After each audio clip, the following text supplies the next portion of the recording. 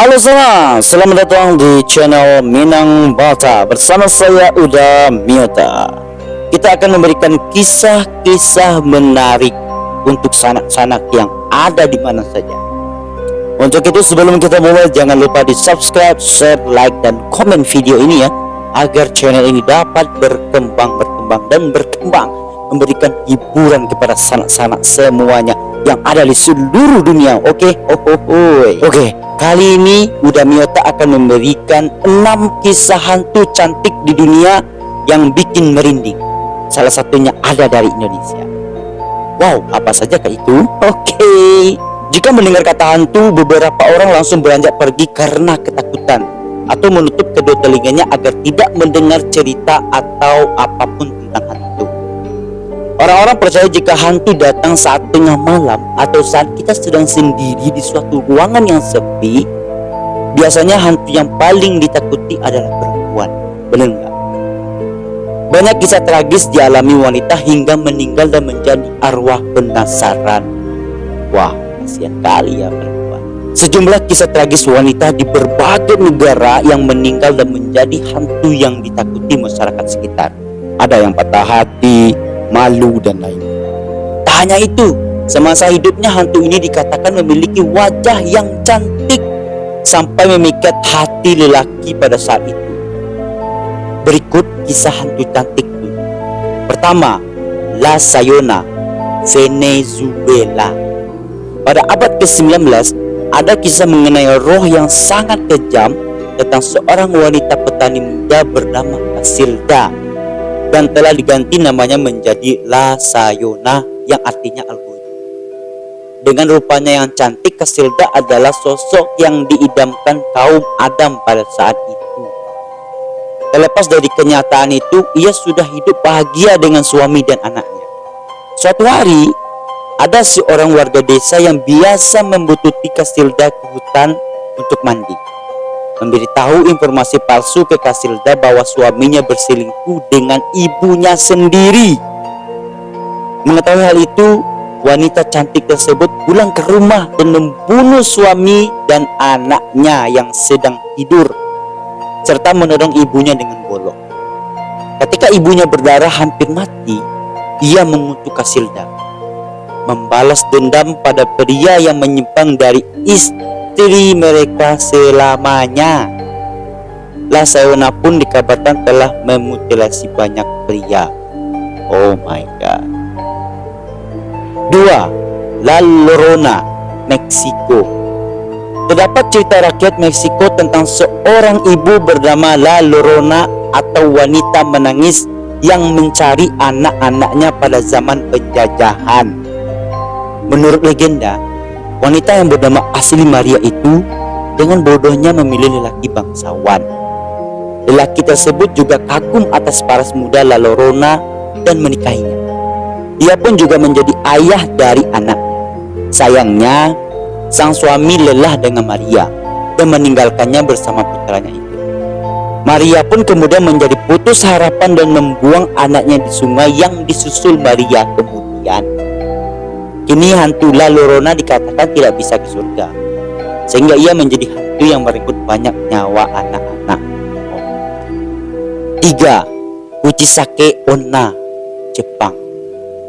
Legenda berikut tak kalah seramnya sana.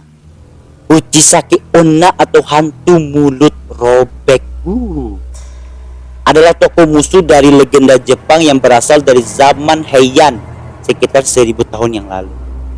Wanita yang dijuluki paling cantik di desanya ini kerap bertanya kepada orang-orang, apakah aku cantik? Tentu saja orang akan menjawab iya. Ia kemudian menikah dengan lelaki samurai yang kuat. Namun saat suami pergi berperang, Kuchisake Onna berselingkuh dengan pria lain. Saat mengetahui istrinya selingkuh, sang suami merobek mulutnya sampai telinga. Tidak tahan dengan tampilan yang terpotong, Kuchisake Onna bunuh diri. Saat ini, hantu perempuan itu mengenakan kipas atau syal untuk menutupi lukanya. Ia sering mengganggu orang-orang yang lewat dengan bertanya, apakah aku cantik? Jika menjawab tidak, ia akan merobek mulutnya dengan lebar. Sebaliknya, jika menjawab iya, ia menghiasi wajah korban sampai menyerupai wajahnya dengan gunting. Gunting? Oh my god. 4. Mainak, Thailand. Mainak adalah wanita yang meninggal setelah melahirkan secara prematur.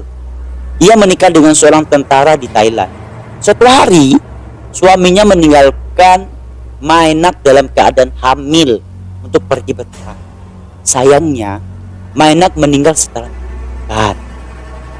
Setelah pulang ke rumah, sang suami melihat Mainak sedang tidur bersama anaknya. Saat menyentuh tangannya, lelaki tersebut pun sadar bahwa itu adalah hantu. Ia kemudian lari ke Gua Suci untuk mendapatkan perlindungan.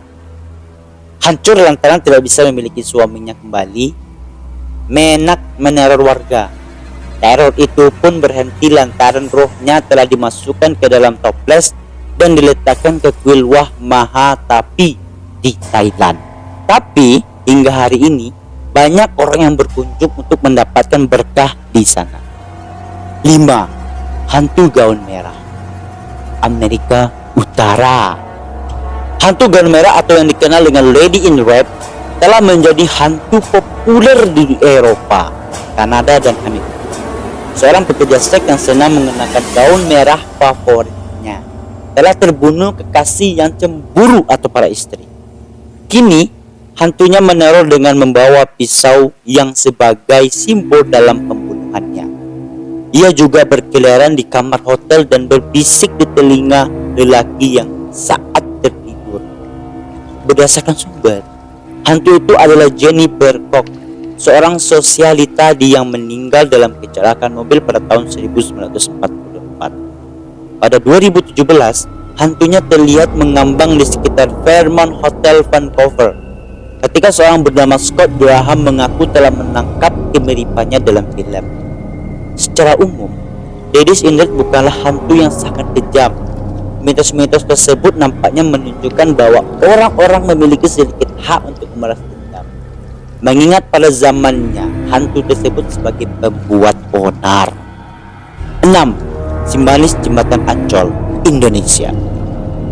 Nama Simalis Jembatan Ancol sudah tak asing terdengar di telinga masyarakat Indonesia, ya kan?